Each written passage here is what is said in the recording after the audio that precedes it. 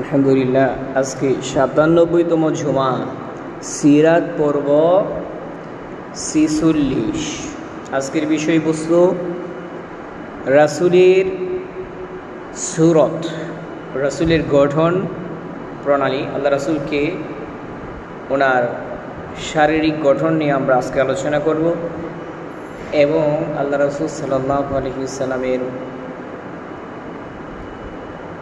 খাদ্য এবং পোশাক নিয়ে আজকে আলোচনা করব। আল্লাহ পাক রাসূল পাক রব্বুল আমিন তার রাসূলকে নিজের মতো করে আল্লাহ তাআলা সৃষ্টি করেছেন। রাসূলের দেহটা শারীরিকভাবে রাসূল খুব লম্বাও ছিলেন না, আবার খুব খাটোও ছিল না, মাঝামাঝি ছিল।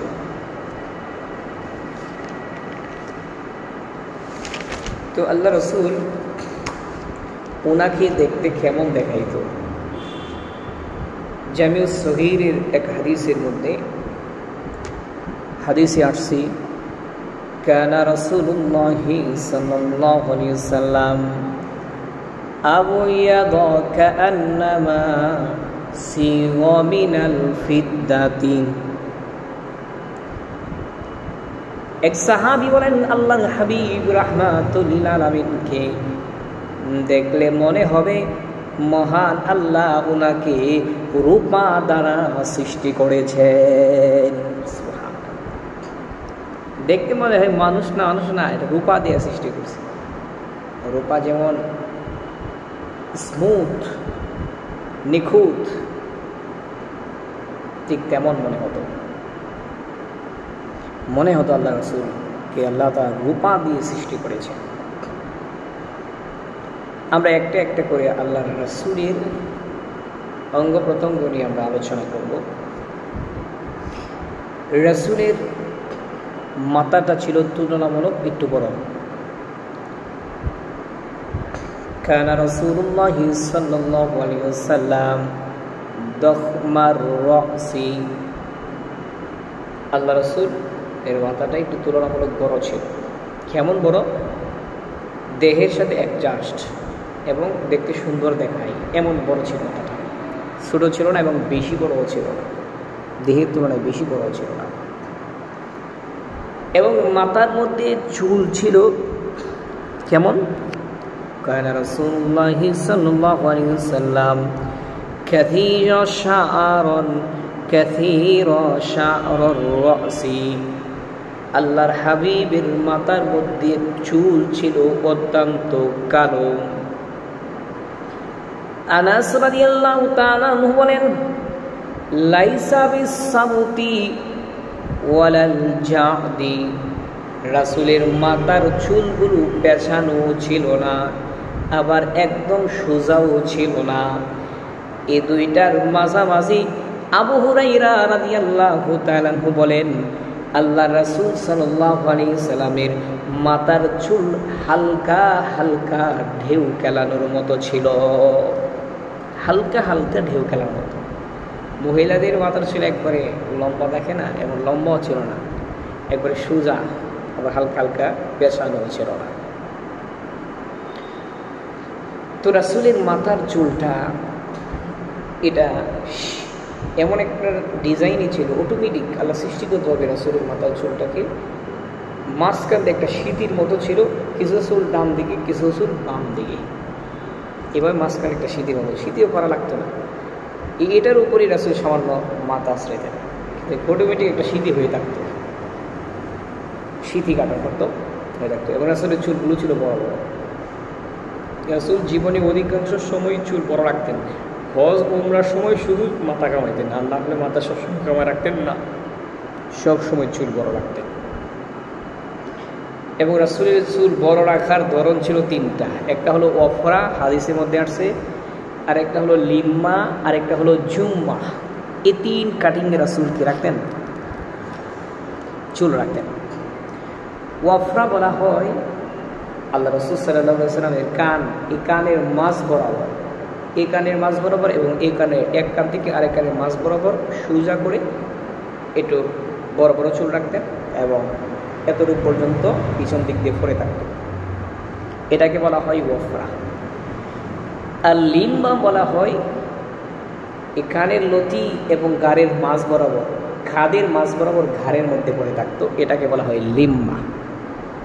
এর চাইতে বড় আসতো হাদিসের মধ্যে আছে, কানা রাসূলুল্লাহ সাল্লাল্লাহু আলাইহি ওয়াসাল্লাম ইয়াদরিবু শা'রান নবী সাল্লাল্লাহু আলাইহি ওয়াসাল্লাম মানকিবাইহি। মানকিবাই হলো খাদ, রাসূলের চুলগুলো খাদ পর্যন্ত চলে যেত। সুতরাং খাদ পর্যন্ত সেটাকে বলা হয় জুম্মা, আর ঘাড় পর্যন্ত চুলকে বলা হয় লিম্মা, আর কানের অর্ধেক বরাবর এটাকে বলা হয় ওয়ফরা। এই তিন সিস্টেমে রাসূল চুল রাখতেন। আমাদের চুল রাখা, এখন আমরা রাসূলের মতো চুল আমরা অনেকেই এখন রাখতে পারি না। আমাদের যাদের সাধ্যে কুলায়, কষ্ট না হয়, আমরা এইগুলো রাখতে পারি, কারণ এইগুলো এখন বিলুপ্ত হওয়ার পথে। এখন 100 মুসলমানের মধ্যে গিয়ে দেখবেন একজন তার বড় বাপড়ি চুল আছে কিনা আল্লাহ তাআলা কেউ জানেন। কিছু কিছু সুন্নতকে আঁকড়ে ধরা উচিত, না হলে সমাজ থেকে এগুলো একবার বিলুপ্ত হয়ে যাবে। আমরা যারা পারবো এগুলো রাখার চেষ্টা করবো, এটা রাসূলের সুন্নাহ। কিন্তু শুধু উপরে বড় রাখলাম আর সাইড দিয়ে একবার ছোটো ছোটো করে ফেললাম, এটা কিন্তু আবার সুন্নাহ না। চুল বড় রাখার একটা সিস্টেম আছে, সেগুলো সামনে আসবে না, বরং পিছনের দিকে চলে যাবে, বাবরিগুলো পিছনের দিকে। মাঝখানে রাসূলকে অনুসরণ করে শীতেও আমরা কাটতে পারি। এই সিস্টেমে আমরা চুলগুলো রাখতে পারি। এটা তো রাসূলের চুল ছিল 3টা সিস্টেমে, মনে রাখবো আমরা। এরপরে রাসূলের চেহারা সম্পর্কে আলোচনায় আসি। আল্লাহ রাসূল সাল্লাল্লাহু আলাইহি সাল্লাম ওনার চেহারার সৌন্দর্য কেমন। আরবের মধ্যে তখন তরবারির প্রচলন ছিল, যেহেতু তখন যুদ্ধ বেশি হতো, নতুন নতুন তরবারি বানাইলে যোদ্ধারা এর প্রতি আকর্ষণ বেশি হতো, দেখতেও সুন্দর দেখে, চমৎকার তরবারি, চিকচিক করতো, উজ্জ্বল ছিল। তো রাসূলের চেহারার উজ্জ্বলতা কেমন ছিল? আল্লাহর হাবিবের একজন সাহাবীকে জিজ্ঞাসা করা হয় রাসূলের চেহারার উজ্জ্বলতা কেমন ছিল। নতুন তরবারি বানাইলে তরবারিটা যেমন উজ্জ্বল, রাসূলের চেহারা কি এমন উজ্জ্বল ছিল নাকি? ওই সাহাবী জবাব দেয়, না না, রাসূলের চেহারার উজ্জ্বলতা তরবারির মতো ছিল না, নতুন তরবারির মতো ছিল না। কাশামসি ওয়াল কমার, আল্লাহর রাসূলের চেহারাটা চন্দ্র এবং সূর্যের মতো উজ্জ্বল ছিল। সুবহানাল্লাহ। সবসময় চেহারা চমকাইতো। 10টা মানুষের সাথে একসাথে দাঁড়াইলে দূর থেকেই তার দিকে মানুষের চোখ যাবে, এমন উজ্জ্বল চেহারা ওয়ালা ছিলেন রাসূল। তিরমিজি শরীফের আরেকটা হাদিস জাবের ইবনে সামুরা থেকে বর্ণিত। আল্লাহর হাবিবের সাহাবী জাবের ইবনে সামুরা রাদিয়াল্লাহু তাআলা বলেন, 14 তারিখের পূর্ণিমার চাঁদের রাতে প্রতি আরবি মাসের 14 তারিখে আকাশের পুরা চন্দ্রের মধ্যে পরিপূর্ণ আলো দেখা যায়। ওই দিনকে বলা হয় পূর্ণিমার দিন। জাবের ইবনে সামুরা বলেন, 14 তারিখের পূর্ণিমার রাতে আমি একবার রাসূলের দিকে তাকাই, আর একবার আমি পূর্ণিমার চাঁদের দিকে তাকাই। আমি পার্থক্য করতে লাগলাম, আল্লাহর হাবিবের চেহারা বেশি সুন্দর না পূর্ণিমার চাঁদের চাঁদ বেশি সুন্দর। এক পর্যায়ে আমি পার্থক্য করতে পারলাম, যে আকাশের পূর্ণিমার চাঁদের চাইতেও আমার রাসূলের চেহারা বেশি সুন্দর। সুবহানাল্লাহ। বারা ইবনে আজিব থেকে মুসলিম শরীফের একটা হাদিস। আল্লাহর হাবিবের সাহাবী বারা ইবনে আজিব বলেন, আহসানুন নাসি কানা নবী সাল্লাল্লাহু আলাইহি ওয়াসাল্লাম আহসানুন নাসি ওয়াজহান। আল্লাহর রাসূলের চেহারাটা মহান আল্লাহ গোটা পৃথিবীর মানুষের মধ্যে সবচাইতে সুন্দর করে সৃষ্টি করেছেন। সুবহানাল্লাহ। ইউসুফ নবীর সুন্দরের বর্ণনা আমরা সবাই জানি। ইউসুফ নবীর সুন্দর ছিল অর্ধেক। ইউসুফ নবীর সুন্দর হলো সৃষ্টিকুলের অর্ধেক, আর সৃষ্টিকুলের চাইতেও বেশি সুন্দর হলো আমার রাসূলের চেহারা। নিজের হাতে তৈরি করেছেন আল্লাহ পাক তার রাসূলকে। এবার আসি রাসূলের কপালটা কেমন ছিল। কপালটা ছিল চওড়া, রাসূলের কপালটা ছিল চওড়া, এবং চোখের ভ্রুগুলি, এই ভ্রুগুলি ছিল ঘন তবে সরু। দুই বইয়ের মাঝখানে একটা রগ ছিল, রাসূল রাগ করলে সেই রগটা ফুলে উঠত। অনেকে রাসূলের ক্ষেত্রে বলেন যে রাসূলের জোর বোয়া ছিল না, জোর বোয়া ছিল না, এটা ভুল। বরং রাসূলের ভ্রু ছিল সরু, মাঝখানের রগটা ছিল ফোলা, এটা রাগ করলে ফুলে উঠত। অনেকেই মেয়েরা দেখবেন পার্লারে গিয়ে ভ্রু কাঠিন করে নিয়ে আসে, এদের উপরে আল্লাহ এবং তার রাসূলের লানত। কারণ যারা সৃষ্টির মধ্যে, আল্লাহর সৃষ্টির মধ্যে পরিবর্তন করতে চায়, এরা যারা আল্লাহর সৃষ্টির মধ্যে পরিবর্তন করতে চায়, এরা জান্নাতের রানও পাবে না, এমন হাদিস আছে। অনেকেই আছে না, এমন সৃষ্টির মধ্যে আল্লাহ তাকে সৃষ্টিগতভাবে পুরুষ বানিয়েছে, সে মহিলা হতে চায়, এমনও ফেতনা এখন এই জামানা মধ্যে বের হয়েছে। সার্জারি করে ছেলে থেকে মেয়ে, মেয়ে আবার ছেলে হয়। কি অবস্থা বর্তমানে জামানার মধ্যে! এদের উপরে আল্লাহর লানত, আর এরা জান্নাতের সুঘ্রাণও পাবে না।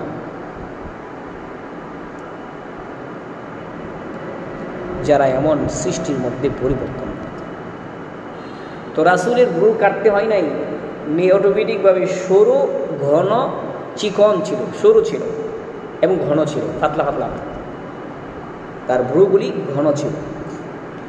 এবং আল্লাহ রাসূলের চোখের দৃষ্টান্ত সাহাবায়ে কেরাম দিয়েছেন যে আল্লাহ যে পবিত্র কোরআনে জান্নাতের হুরদের আলোচনা করেছেন যে তাদের চোখ হবে ডাগর ডাগর। কেমন এটা?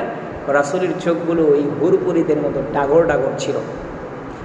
রাসূলের চোখের মণিটা ছিল খুব কালো, চোখের সাদা অংশটা এটা ছিল হালকা লালিমা লালিমা ভাব। দেখলে যে কেউ দেখলেই রাসূলের চোখের মায়ায় পড়ে যাইত। মানে মানুষের অনেক সময় দেখবেন একজন মানুষের চোখ দেখলে মায়া মায়া লাগে, এবং রাসূলের মায়া লাগতো, তার চেহারার মায়ায় পড়ে যাইত মানুষ। তো আল্লাহ রাসূল সাল্লাল্লাহু আলাইহি ওয়াসাল্লাম উনি চোখে সুরমা ব্যবহার করতেন। ইবনে আব্বাসের হাদিস শামাইলে তিরমিজি থেকে। ইবনে আব্বাস রাদিয়াল্লাহু তাআলা আনহু বলেন, আল্লাহর হাবিব রাহমাতুল লিল আলামিন উম্মতকে আদেশ করেছেন তোমরা চোখের মধ্যে সুরমা ব্যবহার করো, কারণ চোখের সুরমা ব্যবহার করলে সুরমা চোখের দৃষ্টিকে বৃদ্ধি করে দেয়। এবং আমাদের চোখে যে আবর্জনা আমাদের চোখে যে ধুলাবালি প্রবেশ করে, রাসূল কয় সুরমা ব্যবহার করলে চোখের ধুলাবালি, সুরমা চোখের সমস্ত ধুলাবালিকে পরিষ্কার করে দেয়। ইবনে আব্বাস রাদিয়াল্লাহু তাআলা আনহু আরো বলেন, আল্লাহর হাবিবের একটা সুরমাদানি ছিল। রাসূল সেই সুরমাদানিটা রাতের বেলায় সেই সুরমাদানি থেকে ডান চোখে 3 বার, বাম চোখে 3 বার সুরমা লাগাইয়া এরপরে ঘুমাইতে যাইতেন। তাহলে সুরমা ব্যবহার রাসূল আরো বলেন, এই সুরমা ব্যবহার করলে চোখের উপরে ভ্রুর চুলগুলো ঘন হবে। ভ্রুয়ের সাথে চোখের দৃষ্টিশক্তির একটা সম্পর্ক আছে। যদি কারো চোখের ভ্রু মোটা হয় এবং চোখের ভ্রুগুলি এগুলো যদি বাড়ে, তাহলে চোখের দৃষ্টিশক্তিও বাড়ে। দৃষ্টিশক্তির সাথে এগুলোর একটা সম্পর্ক আছে। এই জন্য চোখের দৃষ্টিশক্তি বাড়ানোর জন্য আমরা সুরমা ব্যবহার করতে পারি। আমাদের দেশে যে সুরমাটা পাওয়া যায় সেটা অরিজিনাল, যদি আমরা সুরমা ব্যবহার করতে চাই কেউ, আমরা সৌদি আরব থেকে কেউ যারা হজ উমরা করতে যাই তাদের কাছ থেকে তাদের মাধ্যমে আমরা নিয়ে আসতে পারি। সৌদি আরবের জিনিসগুলি প্রায় 1 নাম্বার হয়ে থাকে। এই দেশের মধ্যে যদি কোনো প্রোডাক্ট ভেজাল পাওয়া যায় একবারে জেল হয়ে যায়, কোনো কথাই নেই, সরাসরি জেল। এই জন্য সেখানে 2 নাম্বারের ব্যবসায় কোনো অস্তিত্বই নাই সৌদি আরবের মধ্যে। ফরমালিন সৌদি আরবের ভিতরে কোনো ফরমালিনের জিনিস পাওয়া যায় না, সব 1 নাম্বার প্রোডাক্ট। আমরা সুরমা ব্যবহার করতে পারি, তো বাংলাদেশেরটা করলে যাচাই বাছাই করে করবো এটা ইম্পোর্ট কি সৌদি আরব থেকে করাইছে কিনা এটা আমরা দেখে এরপরে ব্যবহার করবো। আর না হয় উল্টাপাল্টা সুরমা ব্যবহার করলে আবার চোখের উপকারের চাইতে ক্ষতি বেশি হবে। এজন্য আমরা সৌদি আরব থেকে আনানোর চেষ্টা করব। সুরমা ব্যবহার করা সুন্নত। এরপরে আসি রাসূলের নাকটা কেমন ছিল। চোখের পরে নাক, এই নাকটা ছিল একবারে চোখটা উঁচু, নাকের ছিদ্রগুলো ছিল ছোট ছোট। নাকের উপরে একটা উপরের অংশটা সবসময় আলো আলো একটা ভাব থাকতো। দূর থেকে মনে হবে যে কেউ একটা লাইট মারছে, লাইটের আলো নাকের ভিতরে পড়ছে, এমন একটা উজ্জ্বল উজ্জ্বল মনে হতো দূর থেকে। এবং আল্লাহ রাসূল সাল্লাল্লাহু আলাইহি ওয়াসাল্লাম গাল কেমন ছিল, গালটা ফুলাও ছিল না আবার সাফার সাথে লাগানোও ছিল না, সমান ছিল, দেখতে সুন্দর দেখাইতো। এবং রাসূলের মুখের দাঁত কেমন ছিল, দাঁত ছিল ফাঁকা ফাঁকা, একটা দাঁত থেকে আরেকটা দাঁত হালকা হালকা ফাঁকা ফাঁকা। বর্তমানে অনেক পার্লার হয়েছে, সেই পার্লারগুলোর মধ্যে মানুষে গিয়ে তারা দাঁতকে কেটে ফাঁকা ফাঁকা করে নিয়ে আসে, কিন্তু রাসূলের দাঁত অটোমেটিকই এরকম ফাঁকা ফাঁকা ছিল। যেমন ফাঁকা ফাঁকা করে নিয়ে আসা এটাও সৃষ্টির মধ্যে পরিবর্তন, এটা জায়েজ নাই। অটোমেটিক হলে ভিন্ন কথা, কিন্তু দাঁত কেটে ফাঁকা ফাঁকা করে নিয়ে আসা এটা ভালো না। হাসলে চমৎকার দেখাইতো, দাঁতগুলো যখন রাসূলের দেখা যেত চমৎকার লাগতো আল্লাহ রাসূল সাল্লাল্লাহু আলাইহি ওয়াসাল্লামকে।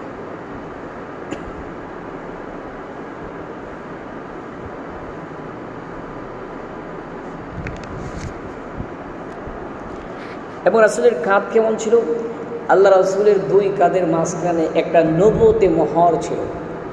এক সাহাবী বলেন রাসূলের এই নবুয়তের মোহরে নবুয়াত সেটা কবুতরের ডিম এর চাইতে ছোট্ট ছিল, লাল ছিল সে অংশটা, এবং সেই অংশটার মধ্যে লা ইলাহা ইল্লাল্লাহ মুহাম্মাদুর রাসূলুল্লাহ এটা সিল মারা, যে উনি যে নবী এর প্রমাণ আল্লাহ সৃষ্টিগতভাবে এখানে দিয়ে দিয়েছেন।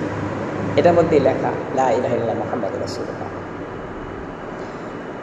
তো আল্লাহ রাসূল সাল্লাল্লাহু আলাইহি ওয়াসাল্লামের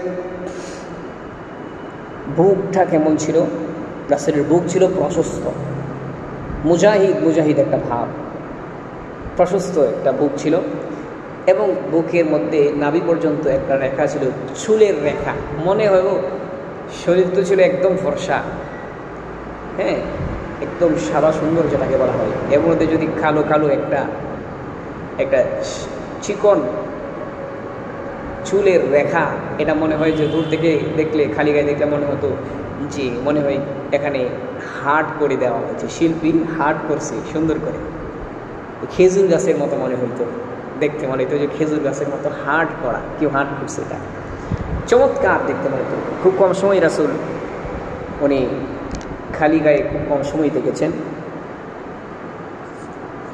প্রশস্ত বুক ছিল এবং পেট ছিল কেমন, পেট কিন্তু ভুঁড়িওয়ালা ছিল না, রাসূলের পেট আর বুক সমান ছিল, ভুঁড়ি ছিল না। কেন ছিল না? কারণ আমরা গত জুমায় আলোচনা করেছি রাসূল খাবার খাইতে কোন সময়, মাগরিবের নামাজের পরে। মাগরিবের পরে খাবার খাইবে, মাগরিবের পরে যদি কেউ খাবার খায় তাহলে মাগরিবের পরে খাবার খাইলে কখনোই ভুঁড়ি হয় না। আমরা তো খাবার খাই শুয়ে ভুঁড়ি, যে কারণে আমাদের ফ্যাটও বেড়ে যায়, গ্যাস্ট্রিকও বেড়ে যায়। গ্যাস্ট্রিক আর ফ্যাটের ভুঁড়ি থেকে বাঁচতে হলে মাগরিবের পরে খাবার খাওয়ার অভ্যাস করতে হবে। এবং রাসূলের হাত পা ছিল একবারে মাংসালো, হাদিসের মধ্যে আছে মাংসালো রাসূলের হাতগুলি এবং পাগুলি।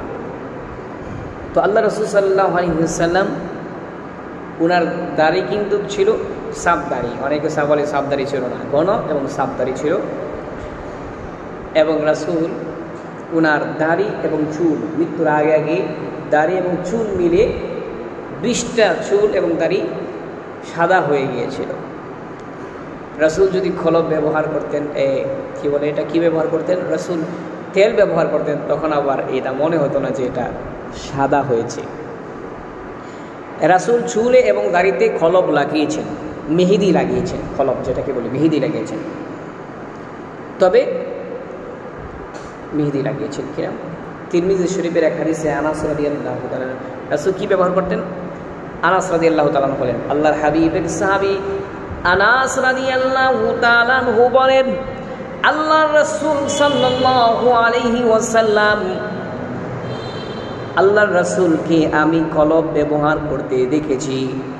রাসূল মাথায় এবং দাড়ি মুবারকে মেহেদি ব্যবহার করেছেন। তবে আল্লাহর রাসূল সাল্লাল্লাহু আলাইহি ওয়াসাল্লাম কালো রঙের মেহেদি, কালো রঙের কলব ব্যবহার করতে, খিজাব ব্যবহার করতে নিষেধ করেছেন। এবং রাসূল বলেছেন, যে ব্যক্তি তার সাদা চুল, সাদা দাড়িকে কালো রঙের কলব ব্যবহার করে, ওই ব্যক্তি জান্নাতের সুঘ্রাণও পাবে না। আমরা এগুলো তিরমিজি শরীফের হাদিস, সব যে হাদিসগুলো বলতেছি সবগুলি তিরমিজি শরীফের শামাইলে তিরমিজির হাদিস। সেখানে রাসূলের পোশাক, খাদ্য সব বিস্তারিত আলোচনা আছে, এগুলো আপনারা পড়তে পারেন। তো রাসূলের সম্পূর্ণ চেহারা দেখতে কেমন ছিল? এক সাহাবী বলেন যে আল্লাহ রাসূল সাল্লাল্লাহু আলাইহি ওয়াসাল্লাম তার চেহারা মোবারক এমন ছিল, একবার দেখলে মনে হতো আরেকবার দেখি, আরেকবার দেখাই, এমন একটা মায়াবী এবং এমন সুদর্শন চেহারা ছিল আল্লাহ রাসূল সাল্লাল্লাহু আলাইহি ওয়াসাল্লাম। রাসূল যখন চলাফেরা করতেন তখন মনে হতো রাসূল উঁচু থেকে মনে হয় নিচে নামতেছে, উঁচু থেকে নিচে নামলে যেমন সাবধানে আমরা পা ফেলি, তো রাসূল নিচের দিকে তাকায়া মাথাটাকে নত করে দাম্ভিকের সাথে নয়, হুক ডানা দিয়ে এইভাবে চলতেন না, অহংকারের সাথে চলতেন না, রাস্তা দিয়ে খুব বিনয়ের সাথে, মনে হতো যে একবারে অসহায় একটা মানুষ, এইভাবে চলাফেরা করতেন, বিনয়ী একটা ভাব নিয়ে সবসময় চলতেন, কোনো অহংকারের সাথে চলতেন না। রাসূল নিচের দিকে তাকাইতেন, নিচের দিকে তাকাইয়া মনে হইতো যে উপর থেকে মনে হয় নিচে নামতেছে, এভাবে চলাফেরা করতেন মাথা নত করে। এই ছিল রাসূলের চলাফেরা, রাসূলের শারীরিক গঠন। এবং রাসূলের পোশাক কেমন ছিল? আল্লাহ রাসূল সাল্লাল্লাহু আলাইহি ওয়াসাল্লাম 3 ধরনের পোশাক পরিধান করতেন। একটা পোশাক রাসূলের, একটা পোশাক ছিল অনেক লম্বা, যেটা টাকনুর উপর পর্যন্ত ছিল, এটাকে আমরা ঝুব্বা নামে পরিচিত। আরেকটা পোশাক ছিল রাসূল হাঁটুর নিচ পর্যন্ত পরতেন, সেটাকে আমরা পাঞ্জাবি বলি। আরেকটা পোশাক ছিল হাঁটু এবং টাকনুর মাঝখান পর্যন্ত, হাঁটু এবং টাকনুর মাঝখান পর্যন্ত হইতো, এটা মাদানি সেটা আমরা চিনি। এটা বেশিরভাগ পরিধান করতেন, জামা পরলে বেশিরভাগ এটা করতেন। কিন্তু জামার চাইতে অনেক জামা আবার রাসূলের নকশি করা ছিল, এক রঙা কিনতেন না, নকশি করা ছিলেন, কাজ করা জামা পরতেন। হ্যাঁ, রাসূল কাজ করা জামা পরেছেন। ইয়ামিনী কাপড়, তখন ইয়ামিনী কাপড় মদিনাতে, মক্কাতে আসতো। মক্কা মদিনাতে কাপড়ের কোনো ফ্যাক্টরি ছিল না, সব আসতো ইয়ামেন থেকে। ইয়ামেন থেকে এখনও মক্কা মদিনাতে বেশিরভাগ কাপড় ইয়ামেন থেকে এখনও আসে, এই জামানা থেকে এখন পর্যন্ত আসে।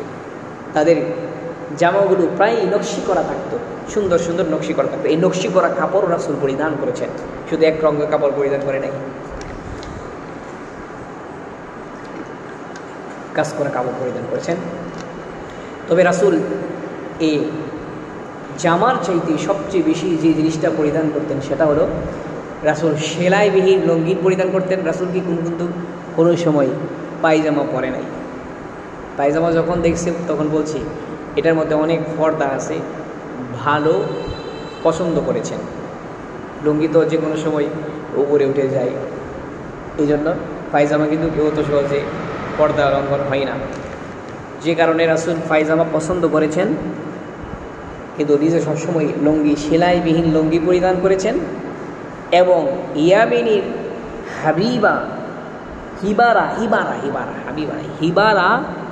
হিবারা নামের একটা চাদর ছিল, যেটা নকশি করা, কারুকাজ করা। এই চাদরটা রাসূল অনেক পছন্দ করতেন। এই দুইটা কাপড়ে বেশি পরিধান করতেন অধিকাংশ সময়। শরীরের মধ্যে চাদর আর নিচে থাকতো সেলাইবিহীন লুঙ্গি। এই কাপড়গুলি রাসূল অধিকাংশ সময় পরিধান করেছেন। কাপড়ের রং কি ছিল?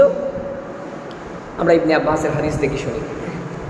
ইবনে আব্বাস রাদিয়াল্লাহু তাআলা আনহু বলেন, আল্লাহর হাবিব রাহমাতুল লিল আলামিন নিজে সাদা রঙের কাপড় পোশাক পরিধান করতেন এবং উম্মতকে সাদা রঙের পোশাক পরিধান করার জন্য বলেছেন।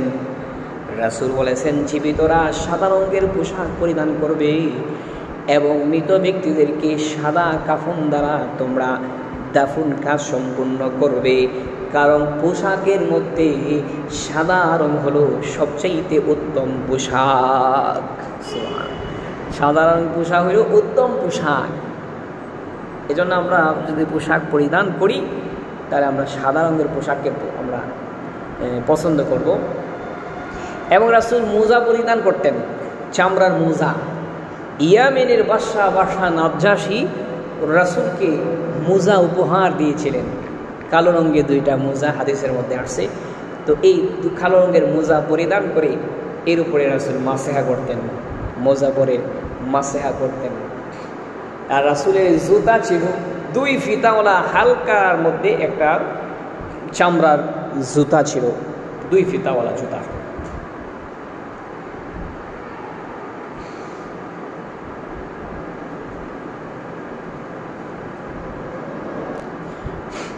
আর রাসূলের পাগড়ি ছিল 3 কালারের।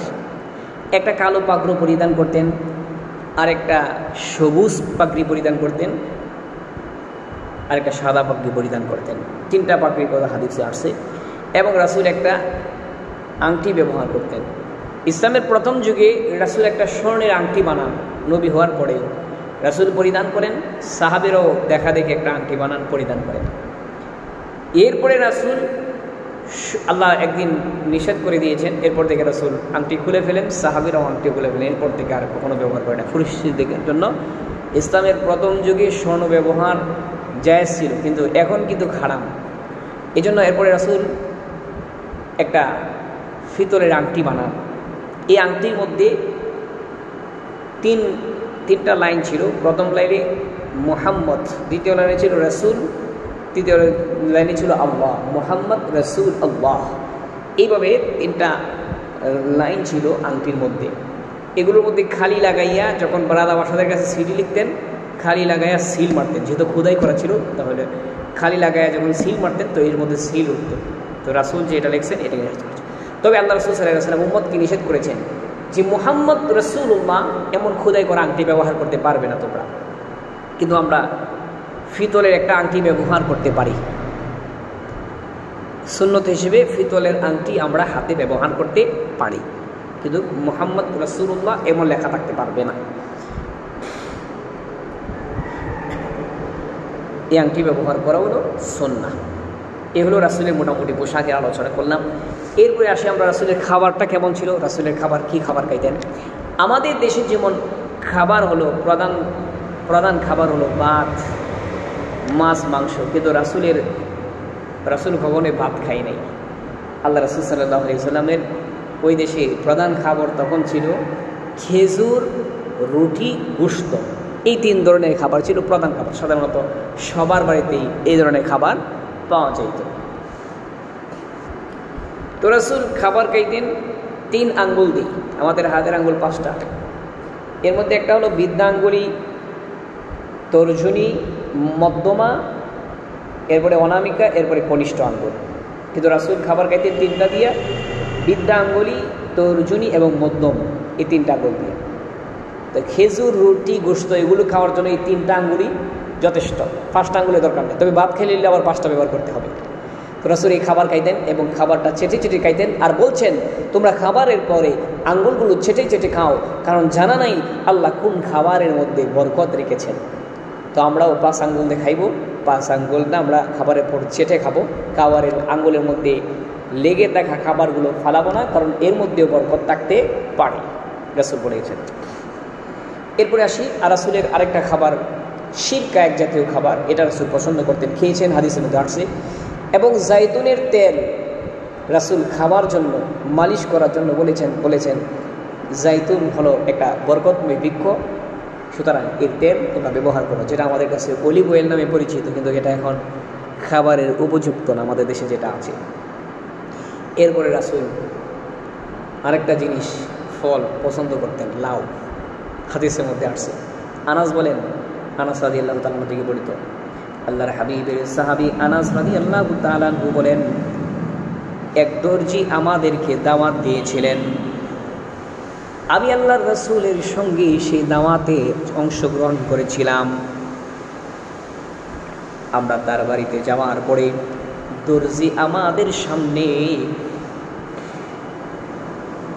জবের রুটি এবং তরকারি পেশ করলেন।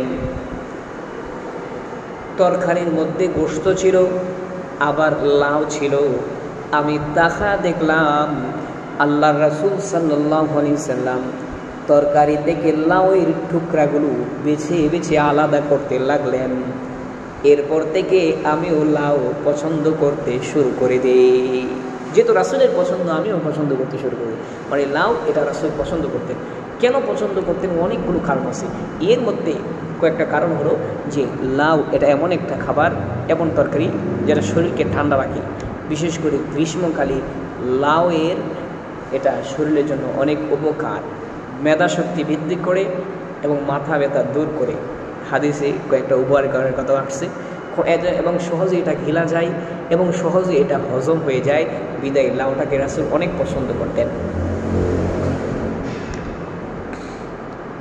এরপরে রাসূল আম্মা জানায় এসে বলেন, রাসূল মিষ্টি জাতীয় খাবারও পছন্দ করতেন, পনির, মধু, কিশমিশ এগুলো রাসূল খেয়েছেন। এবং রাসূল ছাতুর কথাও আছে যে রাসূল ছাতু খেয়েছেন, এবং এক বিয়ের মধ্যে খেজুর আর ছাতু দ্বারা রাসূল ওলিমাও করেছেন, এমনও হাদিসের মধ্যে পাওয়া যায়। আল্লাহ রাসূল সাল্লাল্লাহু আলাইহি ওয়াসাল্লাম মাংসের মধ্যে যে জিনিসটা পছন্দ করতেন সবচেয়ে বেশি, সেটা হলো বকরির মাংস।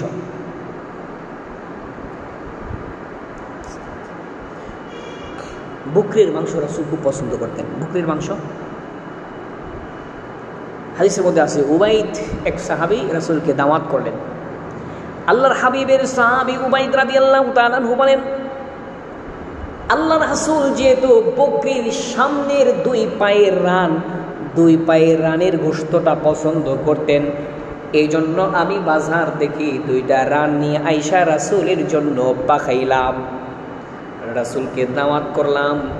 রাসূল আমার বাড়িতে আসার পরে আমি একটা রান রাসূলের সামনে দিলাম। এরপরে আল্লাহর রাসূল সেই রানটাকে খাওয়ার পরে বললেন, আমাকে আরেকটা রান দাও। ওই সাহাবী আবু উবাইদ কই, আমি আরেকটা রান দিলাম। আল্লাহ রাসূল দ্বিতীয় রানটাকে খাওয়ার পরে বললেন, ও উবাইদ আরেকটা রান দাও। তখন আমি রাসূলকে বললাম, ইয়া রাসূলুল্লাহ, একটা বকরির সামনে কয়টা রান হয়? রাসূল কয়ে, প্রশ্ন করলে কেন? যদি প্রশ্ন না করতে আমি বলার সঙ্গে সঙ্গে তুমি গিয়ে পাতিলে আনতে চাইতা, তাহলে অবশ্যই তুমি পাতিলের মধ্যে তোমার পাতিল খালি পাইতে না। তুমি আনতে থাকতে আর আমি দিতে থাকতাম, আমি চাইতাম আর তুমি দিতে থাকতে। আর রাসূল খাবারের মধ্যে আরেকটা পছন্দ করতেন, সারিদ, গোশতের ঝোলের মধ্যে রুটি টুকরা টুকরা করে ভিজিয়ে রাখতেন, এরপরে সেখান থেকে খাইতেন। এটা কয় সারিদ। এটা রাসূলের অত্যন্ত প্রিয় খাবার ছিল সারিদ। এবং খেজুর আর শসা একসঙ্গে খেয়েছেন, খেজুর এবং তরমুজ একসাথে খেয়েছেন, এটাও হাদিসের মধ্যে আসছে। ফলমূলের মধ্যে এগুলো রাসূল পছন্দ করতেন। এবং রাসূল যে কোনো খাবার খাওয়ার আগে এবং পরে রাসূল দোয়া করে খাবার খাইতেন। আল্লাহ রাসূল সাল্লাল্লাহু আলাইহি ওয়াসাল্লামের আরেকটা হাদিস আনাস থেকে বর্ণিত।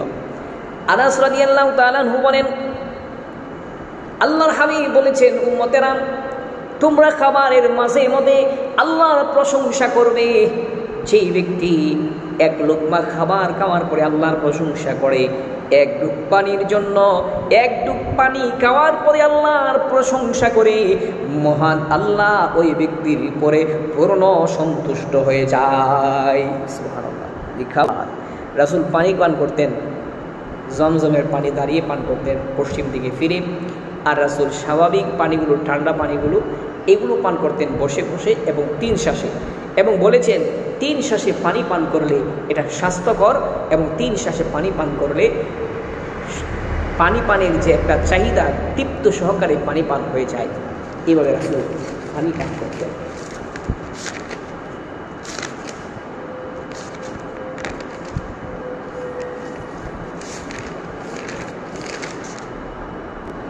এই হলো আল্লাহ রাসূলের খাবার, পোশাক এবং রাসূল শারীরিক গঠন আমরা আজকে আলোচনা করলাম। এই আলোচনা থেকে আমরা শিখে রাসূলের জীবনী থেকে খাবার দাবার, পোশাক, পরিজন চিনে আল্লাহ তাআলা আমাদেরকে এর উপরে আমল করা তৌফিক দান করুক। যারা সুন্নাত পড়ে নাই কবুল রসুল।